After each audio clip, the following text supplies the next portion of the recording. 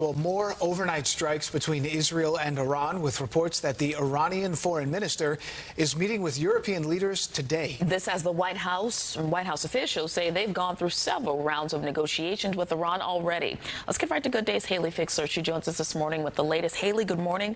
We know you've been watching this conflict very closely. What can you tell us? Good morning, Dan, Tashani. Well, the clock is ticking. So that meeting with foreign leaders, that's happening in Geneva. And right now it's unclear if U.S. officials will be present. Now, as for the U.S. involvement, President Trump says he's going to give it 2 weeks before deciding whether or not the U.S. military will join in and help get rid of Iran's nuclear program. He believes there is still a substantial chance of negotiations.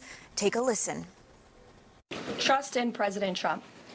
President Trump has incredible instincts, and President Trump kept America and the world safe in his first term as president in implementing a peace through strength foreign policy agenda. And with respect to Iran, nobody should be surprised by the president's position that Iran absolutely cannot obtain a nuclear weapon. He's been unequivocally clear about this for decades, not just as president, not just as a presidential candidate, but also as a private citizen.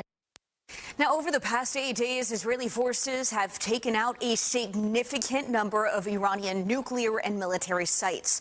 Israeli media is reporting that the military is ahead of schedule in its campaign against Iran. Prime Minister Benjamin Netanyahu says they've already destroyed about half of Iran's missile launchers.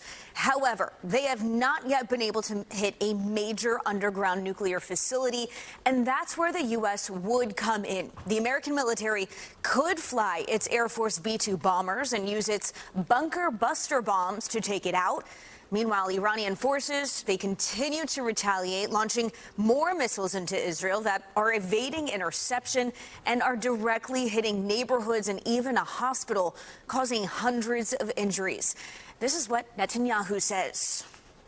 They want to have nuclear terrorism, which will put the entire world under nuclear blackmail, and they would use these weapons. We're targeting military sites. We're targeting nuclear sites. They're targeting civilians because they're a criminal regime. Netanyahu says Iran's supreme leader can, quote, no longer be allowed to exist. Now, the world continues to wait and see if the regime decides to surrender, like Trump has asked for, or continues negotiations. Some are hoping that this means Iran could soon be ready for some change. Here's the exiled crown prince. The control apparatus of the regime is almost collapsing.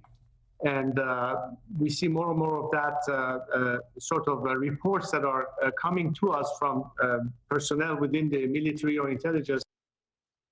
Now, White House officials, they are stressing that if Iran gets a nuclear weapon, it would pose a threat, not just to Israel, but also to the U.S. and to the entire world. Again, though, they are saying that they are hoping for a diplomatic resolution very soon. Dan, Tashani. All right, well, we'll certainly continue to watch this story. Thank you for your reporting, Hayley.